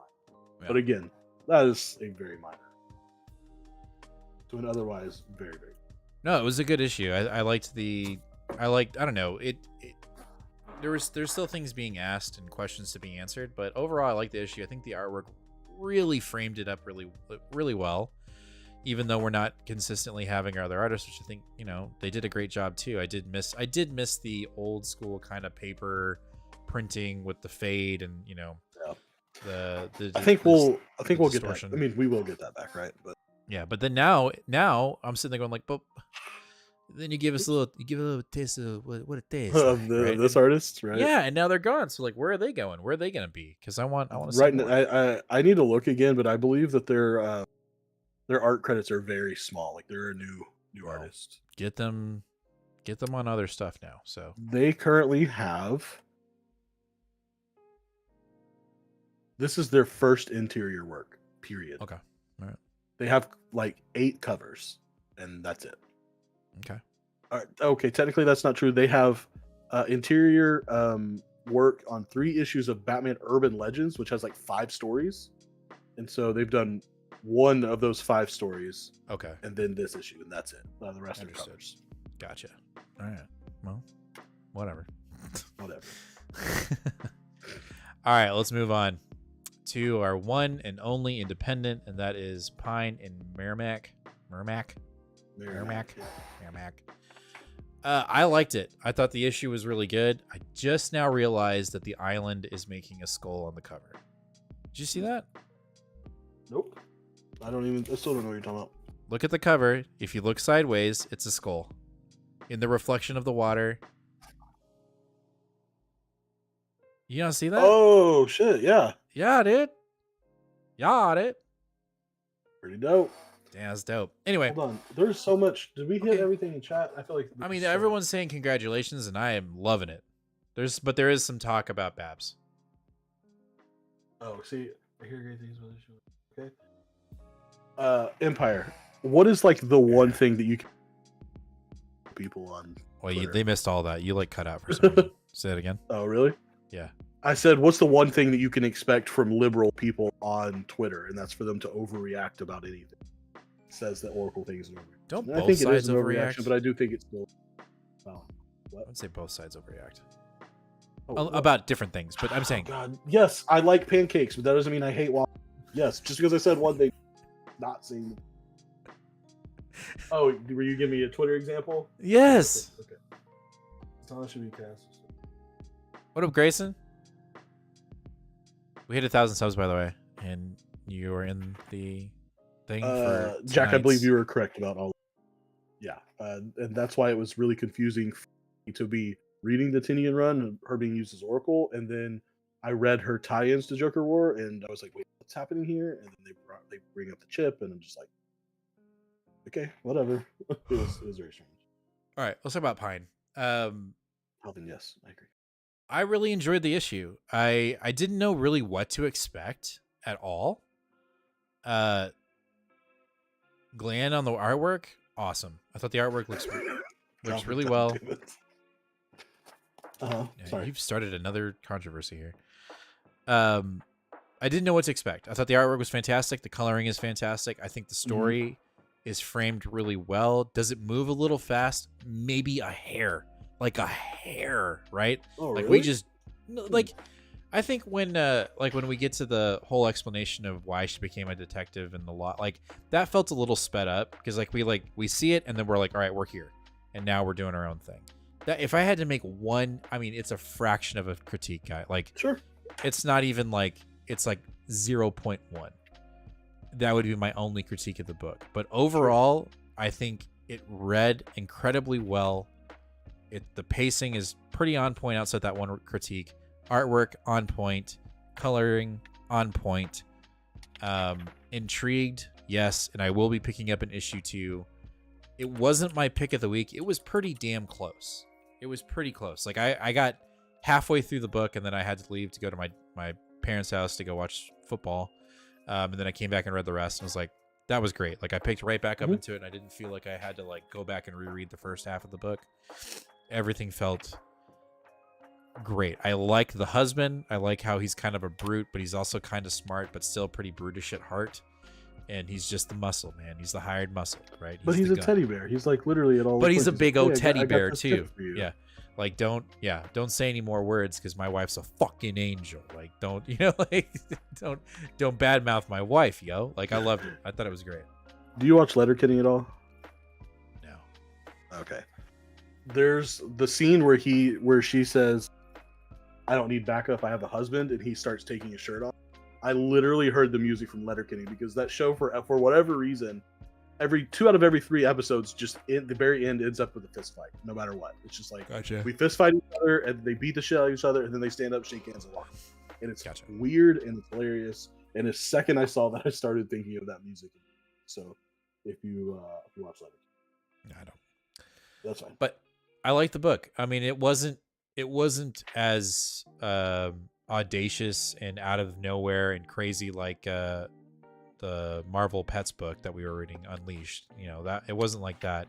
Mhm. But it's still, it wasn't Peacemaker. But it still felt like Kyle Starks. I felt like his voice was still in the book, very prominent. And I'm intrigued. I will be picking. Like, I haven't jumped on a new independent in a pretty long time. No. Like I've picked up number ones here and there, but I haven't like gone like outside of Transformers. Like it's 2023. I did not have very many independents outside of like Grimm and Transformers, and I can't even think of any other ones. Like independents have been a slow game for me recently. So to get a new one in Pine, I think is really awesome, especially because it's from Kyle. Yeah, I agree. I mean, and a lot of the things, a lot of the humor that you would expect from Kyle Starks is here for sure, but it is a little bit more of a serious book. I will say that there were a few things that like just kind of bothered me a little bit, and they're really nitpicky. I felt like I was by the way, I felt like I was overly critical of this book because I am a massive Starks like stan, and I felt like if I just flushed this book out by the amount of like Starks, that I would have been too generous, and then I think I started getting. But one of the things that's really stuck like bugging me is the idea that the notion that I'm supposed to believe a private detective agency would be successful, period, even in New York City, but especially in a town of 30,000 people. You're telling me that a private detective company, a storefront, which is not a thing, those things don't exist. You're telling me that's a successful business in a small town that can't even be considered a city? not buying that. Not if you believe that, I got a bridge to sell you. Like that's just so. Hey, man, you gotta make some money right now, man. I'm trying to think of the other one, and if I can't remember it, then I guess it doesn't matter. Oh, the other one was like, as much as I like the dynamic between the two, I feel like the biker scene where she's again the same thing that I already said, where she's like, I don't need back, I got a husband. I didn't really like that. I felt it was like she's like, oh, like she came in and was like, here's my tool, and it was like, do work, and she's like, you just go fight because I told you to go fight. It felt weird. It felt weird. Like, I don't know. Maybe I didn't. The thing that I didn't like was that she was like controlling or demanding. The thing that I didn't like was that it presented him as sort of mindless. He was like, "Oh, fight? Yes, I will fight. Oh, punch." And like, unless this dude is still like kind of a savage and like gets off on fighting, why would he be so chill about it? Like, I understand these guys just admitted to being bad, but like, most people don't like thrive off of putting 5 grown men into the hospital or possibly maiming them for life. You know what I mean? Yeah. And so that part, like, it was like, that's a little weird. But again, these are small criticisms. I could look over both of those things. Right. Well, I mean, I liked it when he showed up and he was like, time to fight. You know, like, I liked that. I thought that was cool. Because I feel like he just needs, he wants to properly let out all of that training and aggression that he has. So, like, when he gets the chance, he's going to do it. That's what I liked. I thought it was cool. What up, Disciple? You are entered in. I don't know if you noticed, but I will go ahead and show you here. Just show you this number. Whoop. We hit 1,000. So you have been entered in to win the 2 slabs that we were talking about today. That we said if we hit 1,000, we'd get rid of the, not get rid of, give away these, but then be here next week for when we actually give away the official 1,000 sub goal giveaway. So giving away some slabs tonight, and we're giving away some slabs next week, so everybody has a chance to enter. But thank you for being here. We appreciate it. Uncaged also has a very good point. MMA fighters do kind of vibe like that sometimes. Absolutely. Just saying, right. like, kind of. I think it tracks. Like, that does track. I don't think there's anything wrong with that. But yeah, I liked it. I'm excited for issue 2. See how things connect, and are we gonna find her sister or friend or whatever it was? Are we gonna find this other girl that's missing? Stuff like that. Not reading the series, but from the synopsis, I'm starting to wonder if maybe there's the one committing they're the ones committing the crimes they solve. That probably. Oh, geez. That would be wild. I would not expect that. That would be nuts. Anyway. All right. Well, I think. Hold on. You have everything set up already? I just want to throw this to chat really quick. I want to know if anyone is. Hold on there, dude. Hold on there, dude. Hold on. Hold there, dude. Go ahead. I just wanted to throw out to chat. I'm curious if anyone. Or Beast World. Oh, that's right. You got. Well, let me go to the. Okay. Go ahead. I'm just. I mean, I don't have a lot to say unless. Go ahead and say it again because you cut out again. So like you're like, I wonder if anyone's. If anyone has been keeping up. You did it again because you adjusted your mic for some reason. Dude. Try one more time. Don't touch your mic. 3, 2, 1, go. Beast World. Okay. Is anyone reading Beast World? That's all I want to know. The tie-ins of the regular show. What's going on? Because like the first 2 issues, I was like, the premise is stupid, but it was kind of cool. Okay. And then as each issue has gone on, I go, oh no, this is just really fucking stupid. Okay. And it's Tom Taylor, and that's very disappointing. And so I'm curious what other people have thought about the issue, if I could get a different perspective, or if everyone else is just like, yeah, this is fucking like stupid. I mean, I can tell you stupid. Because like the tie-ins seem to be doing what we asked the tie-ins to do. If you want to know more about these characters that are involved, read it. If not, don't worry about it. No big deal. Empire likes it. Empire likes it. He's freaking loving it.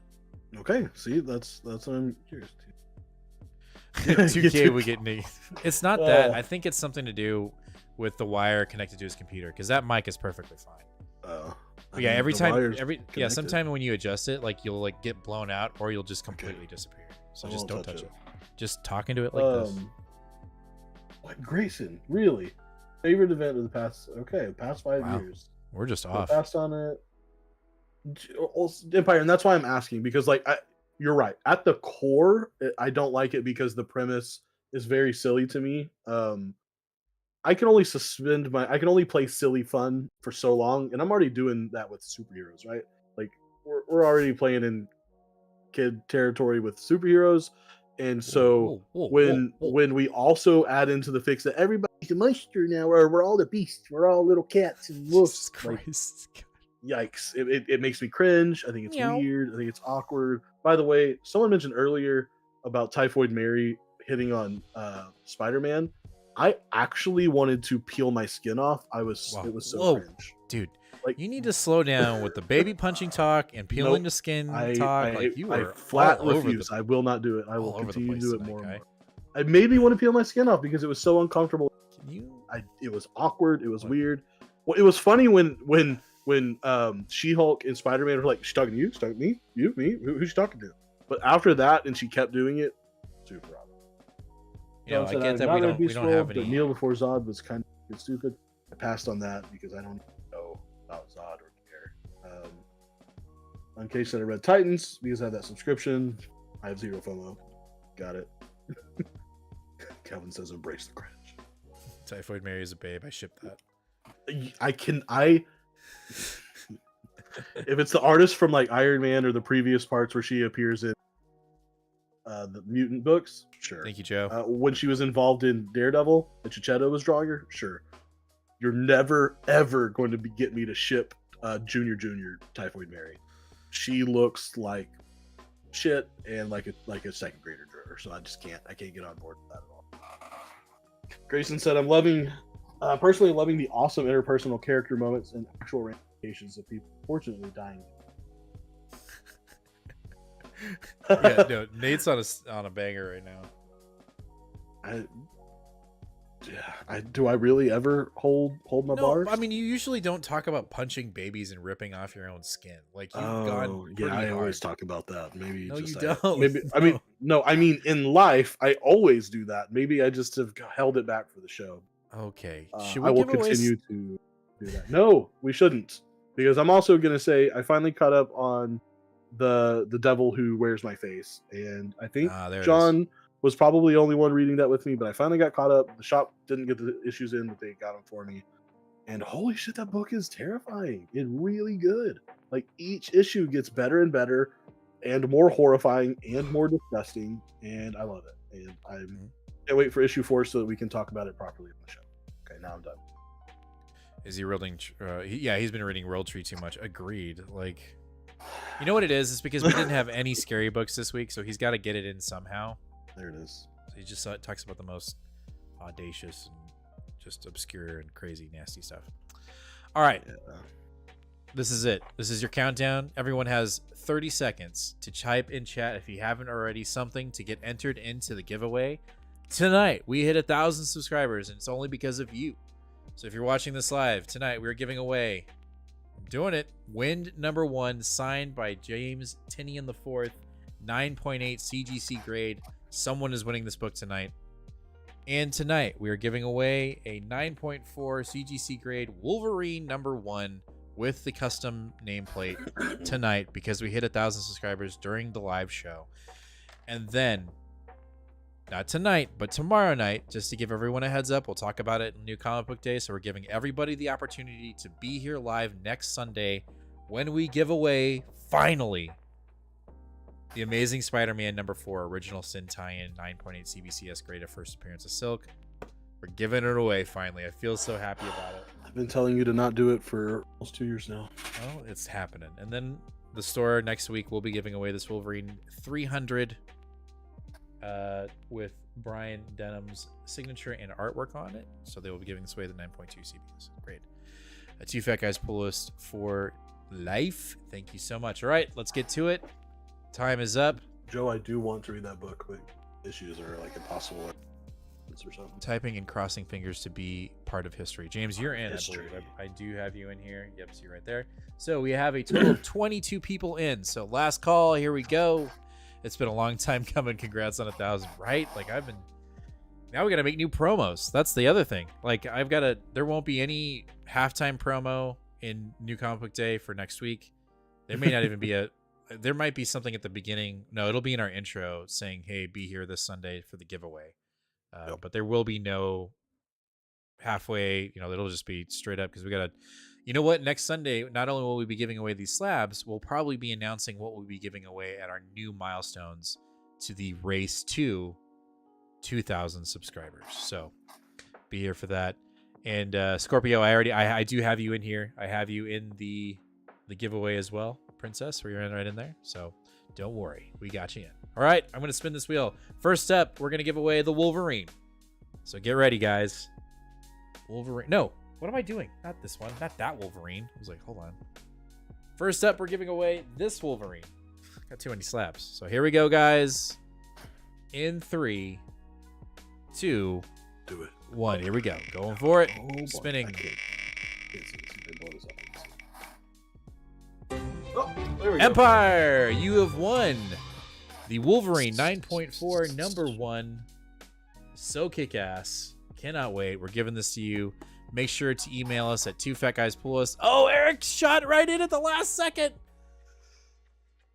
All right, so Empire, you have won our Wolverine 9.4. Make sure to hit up our email 2fatguyspoolus@gmail.com to send. No. Empire, hit me on Twitter. That'll be easy. Okay, hit us on Going Twitter. back and forth on Twitter. Hit us on Twitter, and we will get your information and we will ship that out to you. Eric, I'm going to go ahead and hide choice. That takes Empire out. Let's go ahead and add Eric in. Eric, I don't know if you realize we hit 1,000 subs. Yeah, you said, well, congrats, 1,000 subs. So Eric, let's get you in here to see if you will win what we're giving away tonight. And then make sure to be here next week when we actually give away the 1,000 sub goal. I'm just going to put Eric B. We know who you are. I don't want to type out the whole thing. Enter. All right. And our final slab for tonight, we will be giving away the Wind number 1, signed by James Tinian the 4th, 9.8 CGC grade. Nate is so pissed that I'm giving this away. I kind of am. It's all right, man. It's fine. They're just slabs. It's all good. We're doing this for the people because we love y'all, guys. We love y'all, and we want to give this stuff away to y'all because that's what we're here to. Like, y'all are here watching us, and we want to reward that, and we're giving away some slabs. So here we go. In 3, hold on, make sure we're not missing anybody. 2. That's it. Make sure you're typing in there if you're not. And here we go. Funneled in, locked in. Who's gonna win it?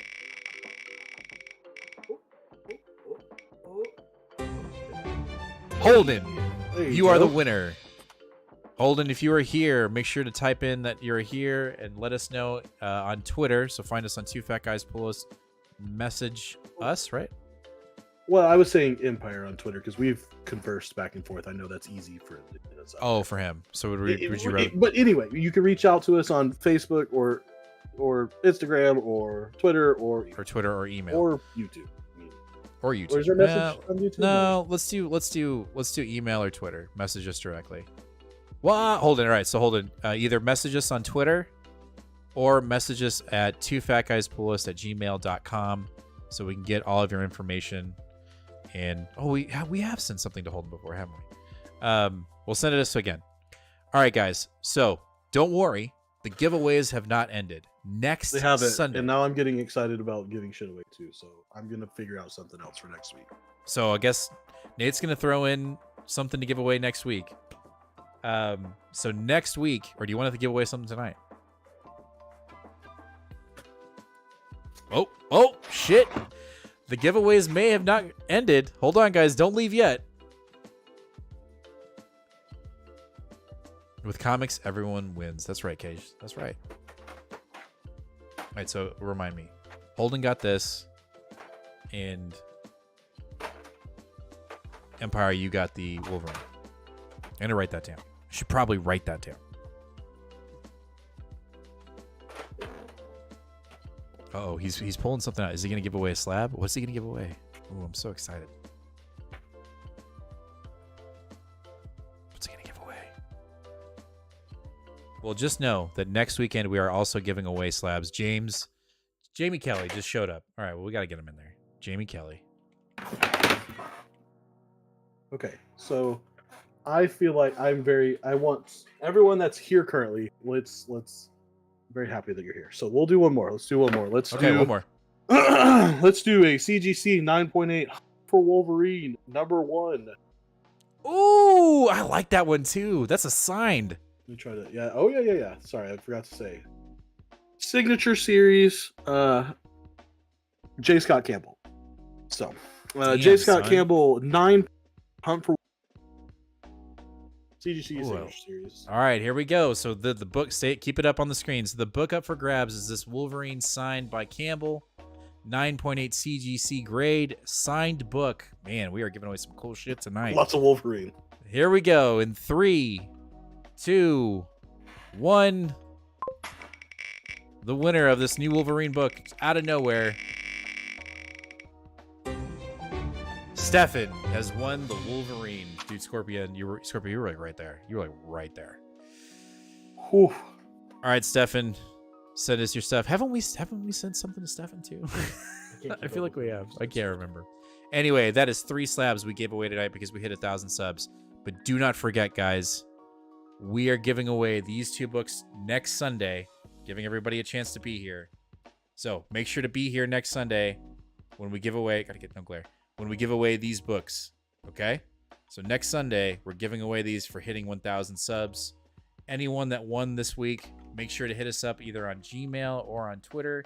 Send us your information, and we will get you guys your slabs. Thanks again for everyone that was here tonight watching. And we'll just show the number again. 1,001 subscribers. Hopefully by the time we come back next Sunday, we will have maybe a couple more. Who knows? I'm gonna do something else too for next week. Contribute a little bit more, but I don't have more slabs to contribute. It's gonna be more niche, fun shit, not necessarily like CGC graded books, but like I might pour into the Nathan here and see if we can't find something fun. All right. Let's see. What did Joe say? I'm still holding my Halloween bag when you shut the door. Congratulations, Stefan. He's just like, where's mine? Where's mine? Well, hey, man, next week. But anyway, thanks, guys, for everyone that watched. We appreciate you. If you watched this live, if you're watching this as a past episode, thank you so much. And yeah, the next milestone, 2K. But we will set those goals. We'll set those goals next week too. So not only will we be giving away some slabs, but then you guys can see what we're going to be giving away into our mark to 2,000. I will tell you this. No, I'm not. I'll wait. I'm looking at some stuff over here that I'm like, I just want to give it away. Just fuck it. Give it away. But anyway, we'll get there. As always, fam, be kind to one another. Read more comics. We'll see you guys on New Comic Book Day, Tuesday, 4:30 p.m. Central Standard Time. Thanks, everyone, and have a wonderful evening. We'll catch you guys later. Bye. Thank you, James. Appreciate that. Thanks for everyone. You guys are all great. Thank you so much, guys.